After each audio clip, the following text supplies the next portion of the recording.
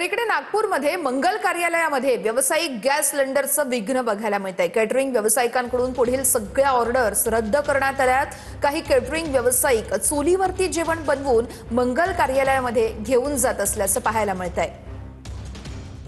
आज 14 मार्च लग्नाचा मुहूर्त आहे, परंतु या मुहूर्तावर व्यावसायिक गॅस सिलेंडरचं विघ्न आलेलं आहे असं म्हणायला हरकत नाही। मी सध्या आहे जवाहर विद्यार्थी वसतिगृहाच्या मंगल कार्यालयामध्ये। या ठिकाणी आज लग्नाचा सोहळा आहे। अनेक कॅटरिंगवाल्यांनी आपल्या ऑर्डर रद्द केलेल्या आहे। काहींनी रेट जे आहे ते जवळपास 20 ते 30 रुपये प्रति प्लेट वाढवलेले आहे। तर काही कॅटररवाल्यांनी आपल्या किचनमधून, आता हा जो ऑर्डर पूर्ण करण्यासाठी यांच्या किचनमधून चुलीवर जेवण बनवून मंगल कार्यालयात आणलं जाणार आहे। जे लाईव्ह आयटम मिळतात, पदार्थ मिळतात काउंटरवर, ते यावेळेस नसणार आहे। कॅमेरामॅन सचिन सयामसह गजानन उमाटे, TV9 मराठी, नागपूर।